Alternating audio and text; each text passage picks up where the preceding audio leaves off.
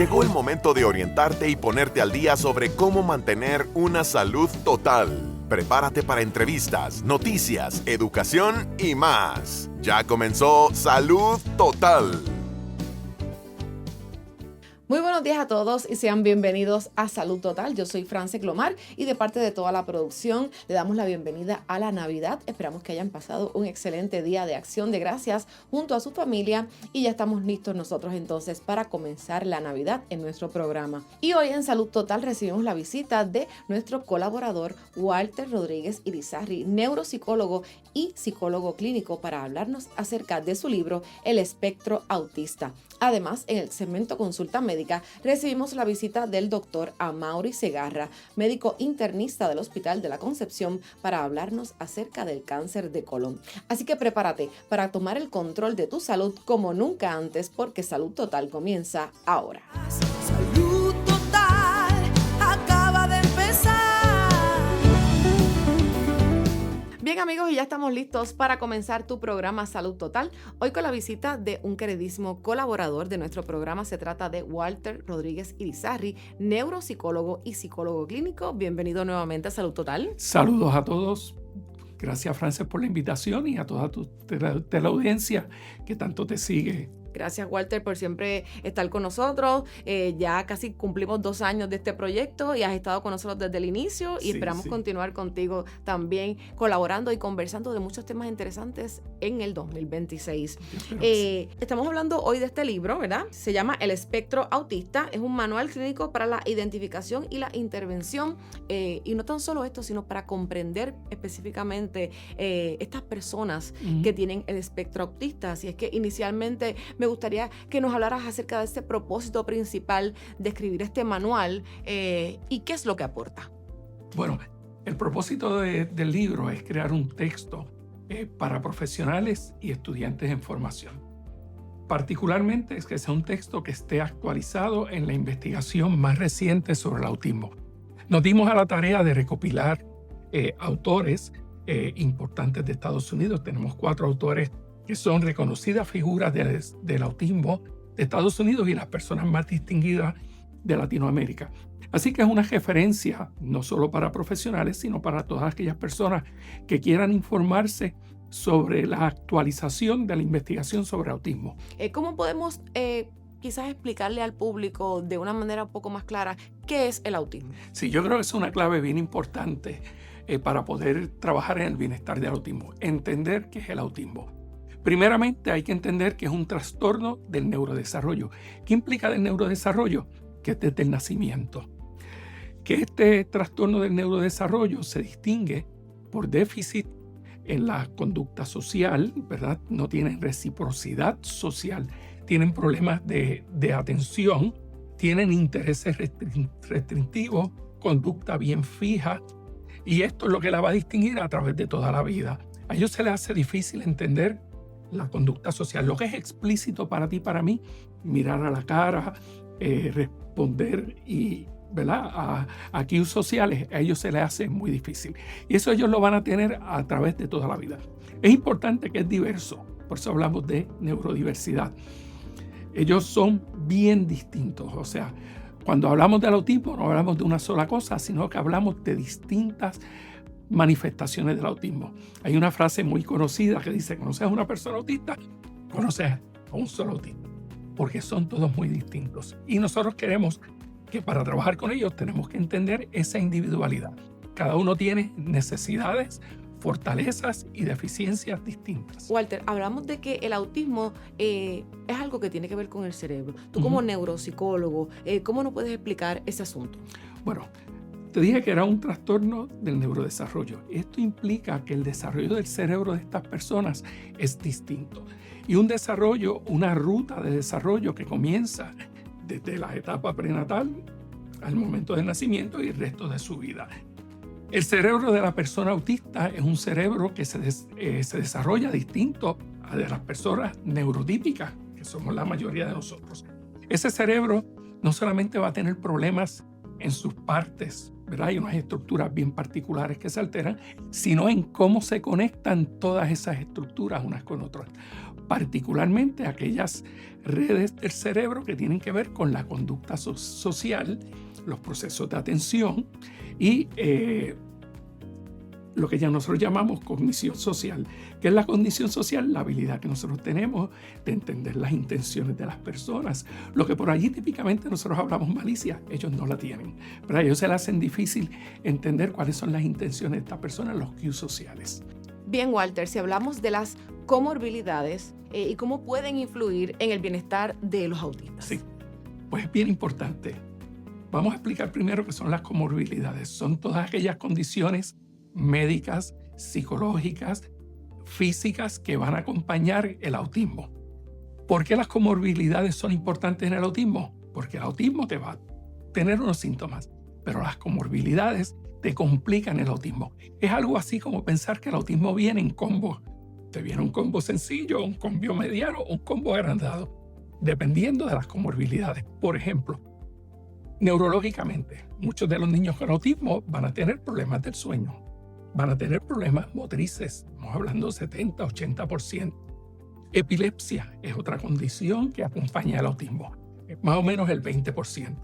También lo van a acompañar otros problemas del neurodesarrollo, problemas de lenguaje. Tenemos niños autistas que van a hablar extraordinario y los vamos a tener no verbales. Los problemas gastrointestinales o el trastorno restrictivo de la ingesta son trastornos que los vamos a ver con frecuencia en estos niños. Entonces, ¿por qué es importante entender esto? Porque los niños van a necesitar diferentes servicios médicos. ¿Y qué es lo que sucede con estas comorbilidades? Que te van a alterar el bienestar del niño, la manera de responder. Un niño común y corriente te puede decir, oye, mami, me duele la barriga o no quiero esto. Él no lo va a entender, entonces eso se va a manifestar como conducta disruptiva. Y por eso es bien importante poderlas identificar y por consiguiente tener un manejo interdisciplinario que incluya médicos, psicólogos, patólogos del habla, diferentes personas para poder atender esas comorbilidades. En la medida que las atendemos bien, vamos a reducir, ¿verdad?, las dificultades que los niños tienen. Esas complicaciones que van a tener, que los van a acompañar. Que no tan solo tienen el espectro autista, tienen otras condiciones que pues entonces habría que estar bien pendiente del comportamiento de los niños para poder a su vez explicarle al médico y entonces de esa manera poder darle el mejor tratamiento. Pero al final del día, Walter, ¿cómo las personas pueden ayudar a estos pacientes con autismo a desarrollar, ¿verdad?, o a regular emocionalmente esas destrezas sociales? Porque al final del día estamos en el mismo mundo todos. Definitivo, muy buena reflexión. Tenemos que entender que todos somos de un mismo mundo, pero nosotros nos tenemos que ajustar a ellos, ¿verdad?, y crear contextos que para ellos se les haga más fácil. Algo que a nosotros nos preocupa siempre es que cuando vamos a trabajar con personas del espectro autista, ofrecerles prácticas e intervenciones basadas en evidencia. Una de estas intervenciones basadas en evidencia es lo que nosotros llamamos identificación temprana. Identificación temprana debe ocurrir preferiblemente antes de los 3 años, pero puede ser antes de los 5 o 6 años. ¿Por qué es importante esta identificación temprana? Porque mientras más temprano intervengamos, mejor oportunidad tenemos de desarrollar el niño o de que los déficits sean más severos. Esa es la primera. La segunda, tenemos que trabajar con los niños en destrezas sociales. Intervenir temprano en destrezas sociales. Una tercera práctica, que es la más importante, es lo que se llama Applied Behavioral Analysis, análisis aplicado de la conducta. Esa es tal vez una de las intervenciones que más evidencia científica tiene y lo hacen profesionales muy bien preparados que te ayudan a trabajar con la desregulación de la conducta, desarrollar la conducta verbal, a manejar, a facilitar que el niño se pueda relacionar con otras personas. Otras técnicas, terapia cognitiva conductual, que no es la típica, pero ha demostrado que en adolescentes y en adultos, para atender la ansiedad y la depresión, ha sido muy eficiente. Claro, si la persona tiene problemas verbales, pues se utilizan otras herramientas para poderlos ayudar. Es tan increíble, ¿verdad?, cómo hay padres, y tengo que traer este punto porque es que si lo recomiendas que se haga tan temprano, hay padres que se resisten al diagnóstico. No, mi niño no tiene eso. No tiene autismo, eso es otra cosa. Entonces se resisten a llevarlo, a hacer la investigación, a quizás un tratamiento o a que se le ponga el sello por temores, ¿verdad?, de cuestiones sociales. Pero ciertamente sí es importante que entendamos que si hay una realidad hay que atenderla, porque si no va a ser peor. De hecho, ahora que mencionas eso, oye, los pediatras y muchos profesionales de la salud tienen sistemas de vigilancia, ¿verdad? Son unos cuestionarios que se han desarrollado y que le permite identificar temprano que el niño está en riesgo o no. Si hay esa duda, hay esa preocupación, vamos a hacer una evaluación completa y vamos a atenderlo. Es importante aceptar el diagnóstico o el riesgo del diagnóstico para poder ayudar al niño mejor. Finalmente, Walter, ¿cómo todas esas personas, ¿verdad?, tanto en la escuela, en la familia, pueden aportar, ¿verdad?, significativamente a estos pacientes con este diagnóstico que puede ser tan variado y tan diverso? No porque, si yo conozco a alguien que tiene la condición, no es que no es necesariamente de esa forma. ¿Cómo los pueden ayudar? Aparte de, obviamente, educarse de la mejor manera posible a través de este tipo de textos, pero ¿qué otras cosas más pueden hacer? Pues excelente, me hablas de los contextos. Los contextos, que no es otra cosa donde el niño está, van a facilitar o van a afectar al niño. El primer contexto más importante es la familia. Así que nosotros tenemos que entrenar las familias en cómo trabajar el niño, darle psicoeducación, ¿verdad?, sobre lo que es el diagnóstico, apoyarles. Apoyar la familia es ayudar al niño, y si el niño está bien, la familia está mejor. El otro contexto importante son las escuelas. Las escuelas tienen que establecer programas individualizados, programas que requieran evaluación constante, programas que se adapten y se ajusten en los procesos de evaluación, en los procesos de enseñanza. Eso es bien importante. Las comunidades tenemos que entrenarlas y aceptar la diversidad, integrarlos ¿verdad?, en nuestras comunidades, en nuestras actividades. En los adultos, uno de los problemas grandes que tenemos, que se invisibilizan. Pasó todo el apoyo escolar y la persona se quedó en su casa. A veces son personas muy competentes, con destrezas bien particulares, pero nadie reconoce sus destrezas. Pues vamos a buscar espacios de trabajo donde él pueda hacer su trabajo. Como razonable, como lo mencionan. Pues claro, y a veces cosas que están basadas en sus habilidades especiales. Porque los niños con espectro autista, algunos tienen unos talentos bien especiales y bien importantes. Tu texto, ¿dónde las personas lo pueden conseguir para seguir educándose, ¿verdad?, sobre este y otros temas? Sí, el texto lo consiguen en Euroamericana, aquí en Puerto Rico. Ellos entregan por correo, lo pueden escribir y se lo envían inmediatamente. Como reflexión final, estoy de acuerdo con lo que estás diciendo. Nosotros tenemos que hacer todo lo posible por crear contextos, ¿verdad?, que faciliten el mejor desarrollo de esta persona. Y nosotros, los profesionales de la salud, tenemos que apoyar a estas familias, ¿verdad?, para que ellas puedan hacerlo mejor. Una de las mamás que nos escribe en el libro nos dice que es un momento bien difícil cuando te dan el diagnóstico, y solamente profesionales bien dedicados, bien sensibles, te pueden ayudar a superar ese momento.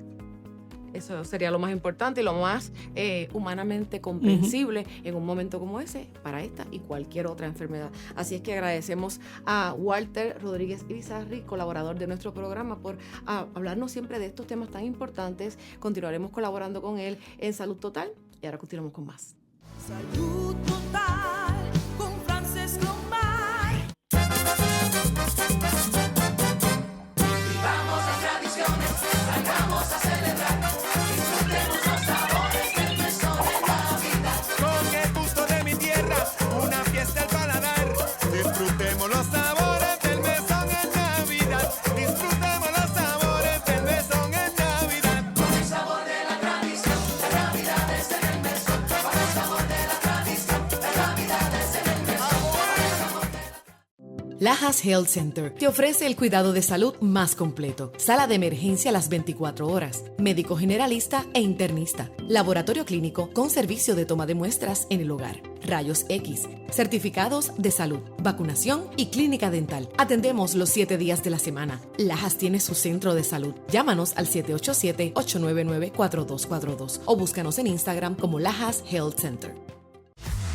Clínica Visual de la doctora Rocío Rodríguez, certificada en optometría. Realizamos examen visual completo, pruebas de detección de enfermedades oculares, retinopatía diabética y glaucoma. Haz tu cita en nuestras ópticas en Moca o Lajas, donde podrás elegir espejuelos, lentes de diseñadores y gafas a precios inigualables, todos con garantía. Aceptamos la mayoría de los planes médicos. Búscanos en Facebook como Rocío Rodríguez Optómetra o accede a nuestra óptica virtual en doctorarociorodríguez.com. Si eres de los que busca energía limpia y un boost saludable en tu día, el Mesón te trae algo nuevo que te va a encantar. Llega el Matcha Coco Latte, preparado con matcha ceremonial y tu elección de leche, incluida la deliciosa leche de avena. Es una opción refrescante, cremosa y perfecta para quienes quieren mantenerse activos y enfocados con una alternativa un poquito más saludable para esta temporada. El Mesón Sándwiches, el sabor de Puerto Rico. Vamos de chinchorreo en Navidad con un carro nuevo. Aprovecha el préstamo de auto nuevo hasta $75,000 con plazos de hasta 7 años. Intereses desde 5.25. Oferta válida hasta el 31 de diciembre de 2025. 787-899-1120. Acciones y depósitos asegurados por COSEC hasta $250,000 y no por el gobierno federal.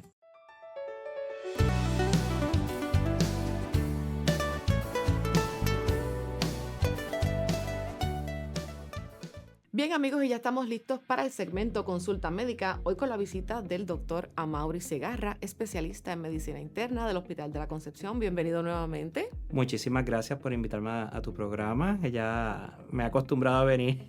Muy bien, eso es lo importante, que tengamos esa consulta médica para hablar de temas muy importantes. Hoy vamos a estar hablando acerca del cáncer de colon, así que inicialmente, ¿qué es el cáncer de colon? ¿Y qué se considera y por qué se considera una de las causas de muerte mayor en cáncer?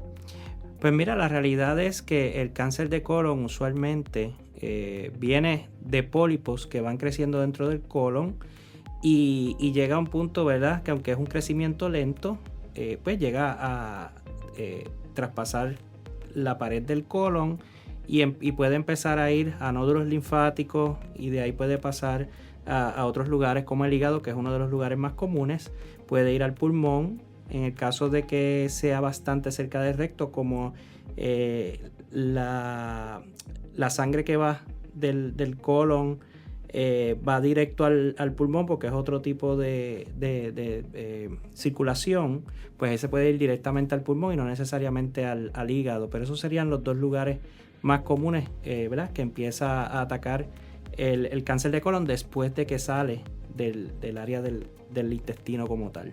¿Por qué se habla de que es tan, ¿verdad?, propenso a muerte?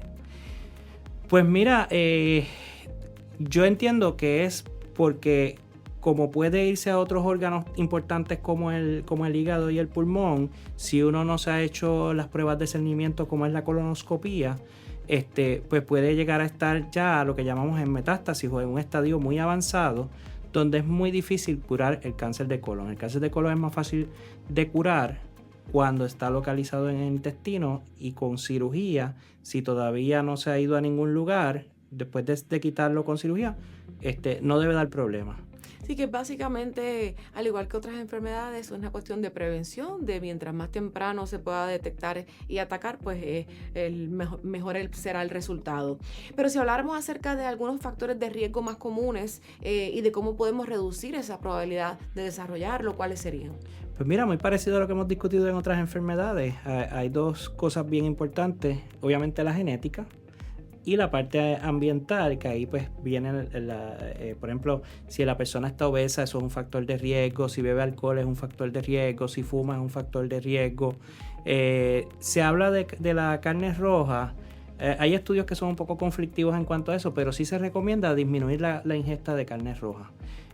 Para prevenir, pues obviamente bajar de peso, dejar, ¿verdad?, ciertos hábitos como los que estoy hablando, ¿verdad?, de quizás disminuir o eliminar el cigarrillo, el alcohol, mejorar el ejercicio, la actividad física. Así que todas esas cosas pudieran ayudar a evitar o hacer menos probable que uno tenga cáncer de colon. Hay enfermedades como la enfermedad de Crohn's y la colitis ulcerosa están muy asociadas a cáncer de colon, y casi siempre estos pacientes después de 10 años de tener ese tipo de enfermedad deben empezarse a hacer colonoscopías anualmente. Y ya es una cuestión relacionada a ese otro diagnóstico que entonces sugiere que se haga un chequeo más, ¿verdad? De cerca. De cerca, estar pendiente que no vaya a pasar nada más allí. Exacto. Y hay algunos síndromes especiales como la poliposis familiar, que estos pacientes a veces tienen hasta más de 100 pólipos en el intestino, y esos casos que se identifican hay que resectar el colon a la brevedad posible porque se sabe que esos 100% van a generar en cáncer. Que el próximo paso sería evidentemente eso, y lo que no queremos es que pase a otros órganos y entonces sea más mortal que prevenible, ¿verdad? Que se pueda solucionar ese problema de salud. Exacto. Pero si habláramos de síntomas o alguna señal de alerta que nos pudiera motivar a hacer una consulta con el médico, que digamos, esto que me está pasando no es normal. Pues mira, obviamente bajar de peso sin una explicación, que el paciente tenga unos cambios en sus hábitos de ir al baño, como podría ser que el paciente va todos los días y ahora se tarda 5 días en ir, o sea, estreñimiento, o al revés, o antes iba cada 2 días y ahora va cada 2 horas, que ahí entonces es una diarrea. Si ve sangre roja en la excreta, y puede ser dolor abdominal, puede ser distensión abdominal, puede ser que se llena muy rápido con la comida, todo, por ejemplo, vómitos, o por ejemplo pacientes que me ha pasado en el hospital que llegan obstruidos y no pueden, ¿verdad?, evacuar, llegan con mucho dolor y la barriga distendida, y cuando hacemos los estudios, pues en los estudios de imágenes a lo mejor vemos una obstrucción intestinal, y cuando se le hace una colonoscopía después, lo que tienen es un tumor, porque está obstruyendo, ¿verdad?, por donde pasa las heces sería fecales. Entonces la causa específica. Pero es importante, ¿verdad?, aclarar que estos síntomas simplemente son una alerta para que usted haga la consulta médica, se le hagan, ¿verdad?, los estudios requeridos, y entonces no es que si va al baño y de una manera anormal, no, claro, es que va a tener claro, ¿verdad? es simplemente que si usted nunca se ha hecho una prueba de discernimiento, ¿verdad?, o no ha investigado esa parte con su médico, hay que hacerlo, ¿verdad? Igual una anemia, una baja en la hemoglobina que no tenga una explicación razonable, pues también hay que investigarlo. Son síntomas de alerta que te llevan a hacer una consulta médica.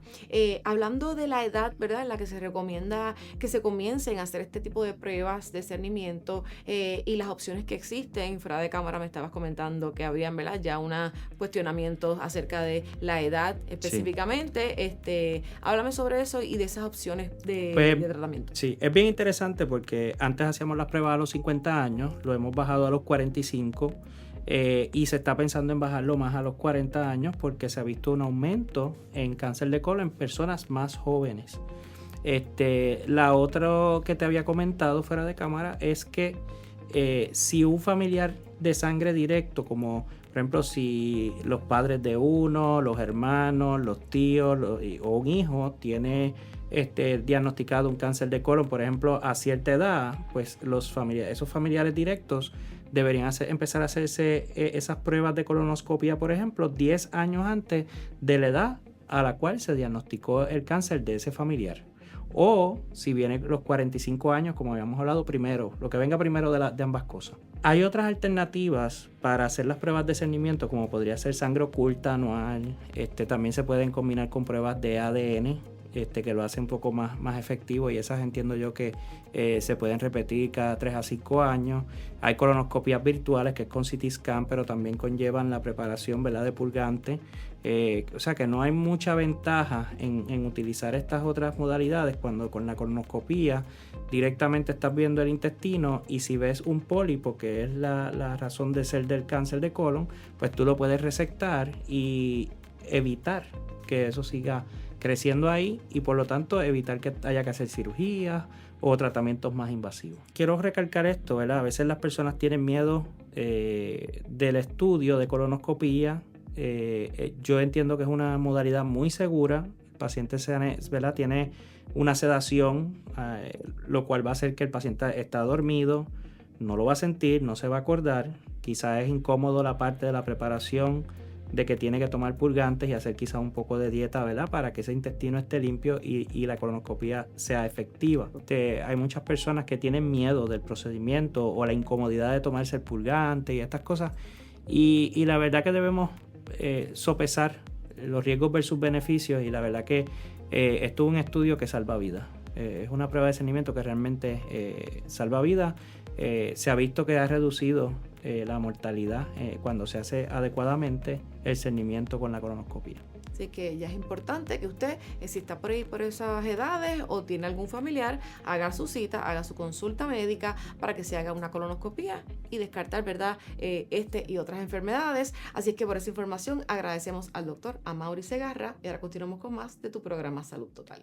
Salud Total con Frances Glomar.